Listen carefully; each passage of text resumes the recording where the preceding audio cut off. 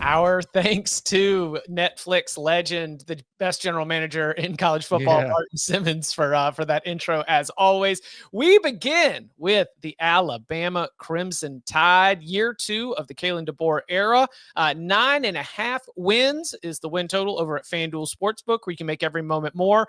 Love this one right here, over -110, under -110. Just throw it out there. Red meat for all the experts. You tell me, boys.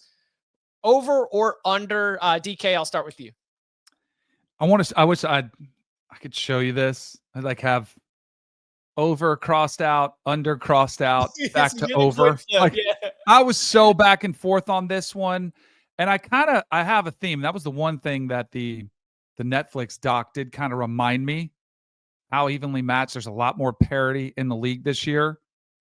I think barring a disaster at quarterback, which I don't see unfolding, that's where I would be tempted to take the under. But even if Ty Simpson doesn't work out, I feel like Keelan Russell or Austin Mack will provide enough security where the floor doesn't bottom out.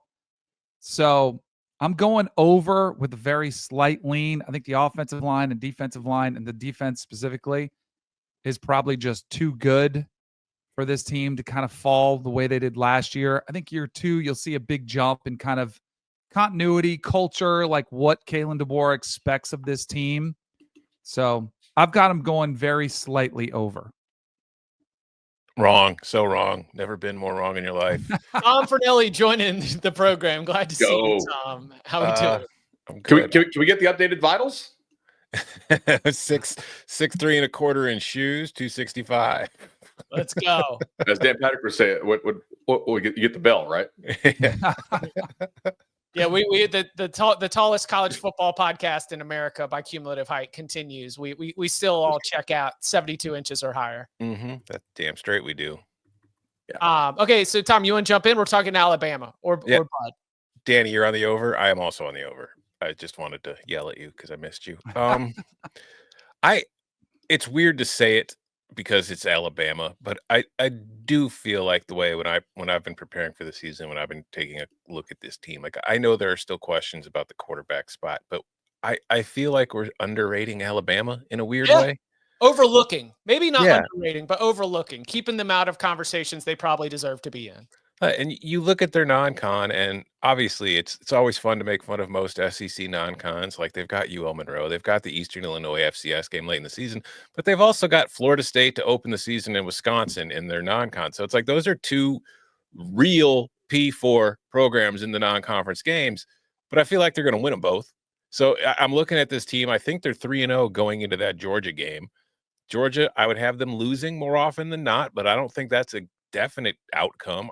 I look on the schedule. The only real scary spots are maybe Florida State in the opener, but I'm really not overly high on them, as we discussed during our ACC win totals. Georgia on the road. South Carolina on the road won't be easy, but I'm not terrified of it. LSU is going to be tough. At Auburn in the Iron Bowl, okay, always a little scary, but it's just I don't see a scenario in which this team loses. I do see. I just don't think they're going to lose 3 games more often than they lose 2. Mm-hmm. So I like them being 10-2. I'm on a very slight over here. It's not something I'm going to run and bet, but I've got them at 9.8 wins. Yeah, I'm over here as well. I think they'll smash Florida State and Tally to start the year. And I took FSU's over. I do think FSU is a team that will probably improve, but they didn't get a damn thing done in spring in Tally because everybody was hurt, right? So it's very fresh in Tallahassee right now on the install. I think for FSU, I don't talk a lot of FSU here, but it's nice they get the Kent State and East Texas A&M games following the Bama game. It's almost like a double little preseason for them, assuming the kids don't quit and if they get down, if they get smashed.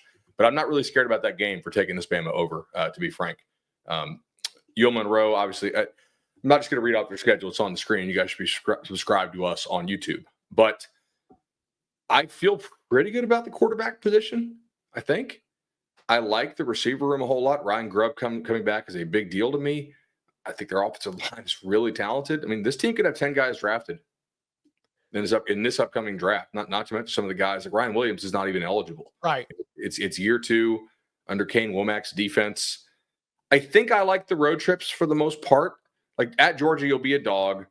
Does Missouri really have enough offense to score with you? I doubt it.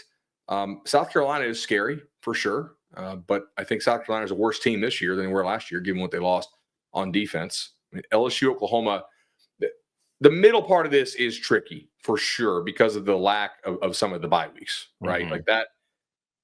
Georgia, Vandy at Missouri, Tennessee at South Carolina without a bye week mixed in is legitimately pretty tough. And if you get dinged up, I could see a loss there. You got to avoid having two. And at Auburn, certainly could be difficult. But I think 10-2 is more likely than 9-3. So, I mean, he took over late in the process. Yeah. And then you had Ryan Grubb there and Ryan Grubb leaving. And I'm with you, Bud. Ryan Grubb returning matters. That guy's good. I think he's going to do a better job of setting up this offense to be able to be efficient, to be effective. I think it's going to be great for the quarterback position. What I'm asking is a little vibesy. It's, can they handle success? Because that's what they did not do last year. They beat Georgia. They're on top of the world. They turn around, then they lose. Then they get things going. The LSU win, the Missouri win. Oh my gosh, Alabama's back in the SEC championship game. Then they lose at Oklahoma. Like those are the spots. I mean, and then obviously the disappointment of losing in the bowl game, just making it seem even worse when you just cannot score 20 points against a good Michigan defense. Sure. But come on, man. Like this is an Alabama team that wasn't opted out. Milroe was playing in that game, but I think that you could have an improvement on those soft factors like handling success by just having a whole offseason, a whole calendar year put in your program. We've been shouting out the freaks list a lot. Our friend Bruce Feldman always puts that together. I mean, Danny, both lines of scrimmage are ridiculous for this Crimson Tide team. How many do they have on there? They have like 6 guys or something. Like it's something just like squatting bananas numbers. I mean, and I think the best thing that happened for Kalen DeBoer this year is what unfolded last year. Because like if they're undefeated and they play Vanderbilt at home, not only can you remind them what happened last year, all you do is play back a couple clips of Diego Pavia talking and being like, are you guys going to let this happen again? And you can just remind them all season long about the letdowns that they had last year. You just brought up, Chip. And I think there's no better motivator than flashing those scores up on the screen, in the first, that practice, that Tuesday practice, which is going to be hard. It's one where guys start, I don't know if I want to do this. Then you just throw that before them. So I think I would not expect a letdown, like a surprising letdown. Yeah. I think when you look at this roster as a whole, like you mentioned all the dudes that are on the freaks list, but you mentioned all the guys who will probably be NFL draft picks. Like obviously the question mark at quarterback, we don't know who it is, but just looking at the team, I feel like if they have a game manager quarterback, that's okay. They're going to be 10-2 and they're going to be getting to Atlanta and maybe they win the SEC and maybe they win a couple playoff games. If the quarterback is a plus value add, this is a title contender, legitimately. Yeah.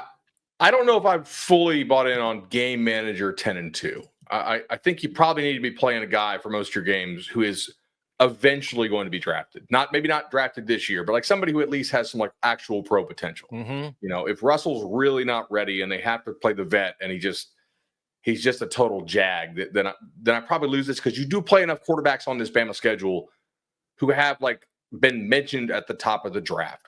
Sellers certainly, Mateer, a lot of the personnel people like him a whole lot. We'll see with the jump in competition.